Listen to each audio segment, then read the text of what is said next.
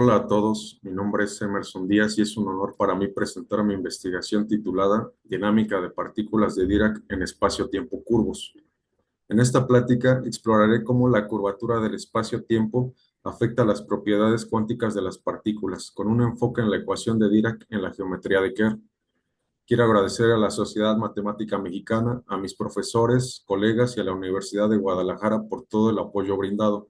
Sin más preámbulos, comencemos con una breve introducción a los conceptos fundamentales. Recientemente, el telescopio Horizonte de Sucesos reveló la primera fotografía del agujero negro supermasivo en el centro de nuestra galaxia. Su nombre es Sagitario A Estrella. Con este aporte se confirmaron características muy importantes anteriormente teorizadas: la masa, el momento angular y el diámetro del disco de acreción de este objeto. Para lograr un completo entendimiento de este agujero negro, surge la necesidad de analizar el comportamiento de la materia en sus cercanías, es decir, investigar a nivel elemental el campo fermiónico circundante a Sagitario A Estrella. En esta imagen observamos el agujero negro supermasivo ubicado en el centro de nuestra galaxia, la Vía Láctea. La estructura más notable en la imagen es el disco de acreción, una región brillante de gas caliente y polvo que gira rápidamente alrededor del agujero negro. Este disco emite radiación intensa debido a la aceleración extrema y la fricción del material mientras cae hacia el agujero negro. En el centro de la imagen se aprecia una región oscura conocida como la sombra del agujero negro. Esta sombra es causada por la presencia del horizonte de eventos, la frontera que marca el límite más allá del cual ni siquiera la luz puede escapar de la atracción gravitatoria del agujero negro. Para modelar este fenómeno natural es necesario primero comprender la ecuación de Dirac en relatividad especial, la cual proporciona una descripción precisa de las partículas con spin medio, como lo son los electrones que se mueven a velocidades relativistas. Esta teoría no solo incorpora los principios de la mecánica cuántica, sino también los de la relatividad especial, permitiendo una representación consistente de los efectos relativistas en partículas elementales. Es crucial destacar que esta ecuación predice la existencia de antipartículas. La ecuación 1 nos muestra su forma, donde I es la unidad imaginaria, gamma super mu son las matrices de Dirac, parcial sub mu es la derivada parcial con respecto a las coordenadas del espacio, m es la masa de la partícula y psi es el espinor de Dirac, que es una función de onda de 4 componentes. Para trabajar con la ecuación de Dirac en relatividad general, es necesario utilizar la derivada covariante. Esta herramienta es fundamental para determinar cómo varía un vector tangente a la superficie de la geometría analizada durante su transporte paralelo. La derivada covariante asegura que los cálculos se realicen teniendo en cuenta la curvatura del espacio-tiempo. Esta derivada es esencial para describir cómo los vectores y otros objetos tensoriales cambian en un espacio-tiempo curvado. Consideremos un vector tangente A con componentes A super mu en una base de vectores E sub mu. La derivada parcial de A con respecto a una coordenada X super nu se expresa en la ecuación 2.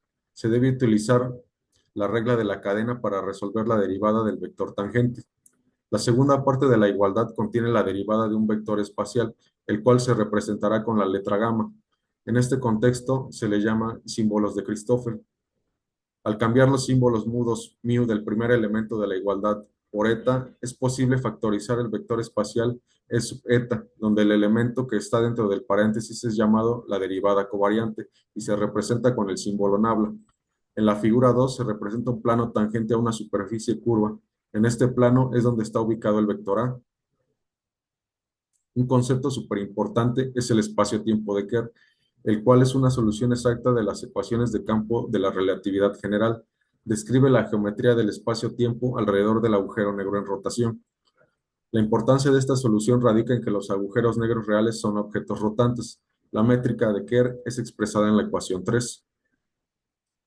Se empleará el formalismo de Newman-Penrose, el cual es un enfoque matemático utilizado en la relatividad general para analizar y resolver las ecuaciones de campo de Einstein. En este formalismo se emplea la tetrada nula compleja y se construye a partir de una métrica dada, como se observa en la ecuación 4. Las tetradas nulas L, N, M y M conjugada están descritas a partir de la base coordenada. Deben cumplir con las condiciones de ortogonalidad descritas en la ecuación 5. Una vez que se domina la ecuación de Dirac en relatividad especial, se puede proceder a su generalización en el marco de la relatividad general, donde se considera la influencia de campos gravitacionales intensos, como los que se encuentran cerca del agujero negro. En esta extensión, la ecuación de Dirac se adapta para obtener en cuenta la curvatura del espacio-tiempo, permitiendo así la descripción del comportamiento de los electrones en presencia de campos gravitacionales fuertes. Empleando la derivada covariante y considerando que el espinor es un elemento de 4 componentes, la ecuación de Dirac descrita explícitamente se representa mediante las ecuaciones 6 a 9. Para representar a Sagitario A estrella se utilizarán las tetradas nulas propuestas por Chandrasekhar para la métrica de Kerr. Ellas corresponden con el espacio-tiempo generado por un agujero negro rotante sin carga. Se muestran las tetradas nulas en su forma covariante y contravariante, las cuales satisfacen las condiciones de ortogonalidad descritas en la ecuación 5. Al tener las tetradas nulas correctas, es posible calcular las lambda formas a partir de la ecuación 10 y 11. Con ellos es posible obtener los coeficientes de rotación de Ricci descritos en la ecuación 12. Cada uno de los coeficientes debe ser reemplazado en las ecuaciones 6 a 9. Se reemplazarán cada uno de los coeficientes de rotación de Ricci y los elementos de la derivada covariante de la ecuación de Dirac. Simplificando algebraicamente se obtienen las ecuaciones 13 a 16, donde los operadores diferenciales se definen en 17 a 20. Se debe destacar que D y D supermás son puramente operadores radiales, mientras que L y L supermás son puramente operadores angulares. Con el propósito de solucionar las ecuaciones diferenciales, será necesario separar las ecuaciones en una parte radial y una parte angular, es decir, obtener ecuaciones diferenciales con una sola variable independiente. Para ello se introducen las igualdades 21 y 22. Siguiendo el procedimiento de Chandrasekhar, se escriben los elementos del espinor en su forma radial y angular, como se observa en la ecuación 23. Simplificando, se obtienen dos ecuaciones radiales 24 y 25 y dos ecuaciones angulares 26 y 27.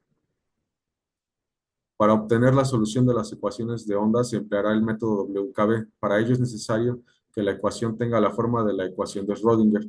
Para calcularlo, se seguirá el procedimiento descrito por Chandrasekhar, que consiste en 6 pasos. 1. Se redefinen las funciones de onda P sub menos y P sub más. Ahora, número 2. Ahora se realiza un cambio de variable independiente, R sub asterisco. 3. Se define una nueva variable θ. 4. Para simplificar el lado derecho de las ecuaciones, se define una nueva igualdad para la ecuación de onda. 5. Se define de nuevo un cambio de variable independiente, R sub A, lo que permite escribir las ecuaciones en una forma más simplificada. 6. Estableciendo z sub más menos, se obtienen ecuaciones diferenciales combinadas. En este punto es posible realizar el desacoplamiento de las ecuaciones fácilmente, logrando que solo dependan de una variable y obteniendo la forma de la ecuación de Schrödinger, como se muestra en la ecuación 28, donde el potencial se define como 29. Se empleará la aproximación WKB para la solución de la ecuación diferencial. Siguiendo el método WKB, se define el número de onda de la ecuación 31 y el eiconal en 32. Ahora es posible escribir una ecuación de onda que abarque todo el espacio, es decir, una solución completa que sea válida tanto en el infinito como en el horizonte de sucesos, la cual es expresada en la ecuación 33. Desde el desarrollo inicial, es decir, desde la manipulación de la métrica de Kerr, se utilizaron las unidades de Planck. Al utilizar estas unidades, se simplifican las expresiones matemáticas y se pueden obtener resultados más fácilmente interpretables desde el punto de vista físico. Al despejar y derivar S sub más de la ecuación 26 y luego reemplazarla en 27, se obtienen las ecuaciones angulares desacopladas, como se muestra en 36 y 37. En la figura 3 se muestra la solución numérica para S sub menos y S sub más. Ambas se sobreponen una sobre la otra perfectamente. Los valores que toman los extremos corresponden con la formación de chorros en los polos. Los chorros son flujos de materia que son expulsados desde los polos del agujero negro a velocidades cercanas a la velocidad de la luz. Estos chorros suelen contener partículas altamente energéticas. Para el caso de estudio actual, se analizará el valor en θ igual a pi medios, que es donde se ubica el disco de acreción. En esta ubicación, la gráfica muestra que S se acerca a un valor cercano a 1. Esto podría indicar que en el disco de acreción, el electrón experimenta una influencia moderada del agujero negro, que puede ser interpretado como la zona preferente donde las partículas se establecerán. Al analizar el potencial, se observan valores de energía negativa, lo que implica que la partícula no requiere energía adicional para acercarse al origen. A medida que la partícula se acerca al agujero negro, experimenta una fuerza gravitatoria atractiva que se vuelve infinitamente fuerte en el horizonte de eventos. El análisis de los coeficientes de transmisión y reflexión proporciona una visión más detallada del comportamiento de la partícula en el entorno del agujero negro. En la figura 3, la línea roja representa el coeficiente de transmisión, mientras que la línea azul representa el de reflexión. A una distancia r sub a igual a 3 por 10 a la 50, se observa que la partícula tiene la misma probabilidad de ser transmitida o reflejada, lo que sugiere un equilibrio entre las fuerzas gravitatorias y la energía cinética de la partícula en este punto. Sin embargo, a medida que la partícula se acerca al horizonte de eventos, las probabilidades de transmisión aumentan significativamente, alcanzando el 100% de probabilidad de ser transmitida y el 0% de ser reflejada justo en el horizonte de eventos. Estableciendo las igualdades, se recuperan las ecuaciones de onda originales. En el caso de R sub más, se encuentra que disminuye su amplitud a medida que se acerca al horizonte de eventos. Por otro lado, la función de onda R sub menos muestra un comportamiento opuesto, aumentando su amplitud al acercarse al horizonte de eventos. Esto indica que las partículas descritas por esta función de onda experimentan un aumento en su probabilidad de existencia o detección cerca del agujero negro. Este aumento puede atribuirse a efectos como la amplificación de partículas por la energía rotacional del agujero negro. Al analizar los valores de energía del electrón, se encuentra que alejado del disco de acreción, su valor de energía es de E igual a 1.4 por 10 a la menos 23, muy cercano al valor de su energía inicial. A medida que el electrón se acerca al horizonte de eventos, su energía aumenta significativamente, alcanzando un valor de E igual a 5.53 por 10 a la menos 22 en unidades de Planck. Este aumento en la energía del electrón se debe a los efectos gravitatorios de aceleración generados por el agujero negro, que provocan un incremento en la energía cinética del electrón a medida que se acerca al horizonte de eventos. Al realizar la medida del valor esperado del spin a lo largo de la coordenada radial en el plano θ igual a pi medios, donde se encuentra el disco de acreción de Sagitario a estrella, se observa un comportamiento interesante en las cercanías del horizonte de eventos. El spin de la partícula se encuentra completamente alineado con el eje Z, es decir, con el eje de giro del agujero negro. Por otro lado, cuando la partícula se encuentra alejada del agujero negro, se observa que el spin apunta en la dirección phi, es decir, perpendicular a la dirección radial. Este fenómeno se debe a las intensas fuerzas gravitatorias cerca del horizonte de eventos que afectan la orientación del spin de la partícula de manera significativa. Finalmente, al analizar la figura 11, observamos el campo de spin alrededor de Sagitario A estrella, citado en θ igual a pi medios, es decir, en el disco de acreción del agujero negro. Este patrón de campo de spin presenta similitudes con la imagen obtenida mediante luz polarizada de Sagitario A estrella, en la que se revela que los campos magnéticos están organizados y giran en espiral desde el borde del agujero negro.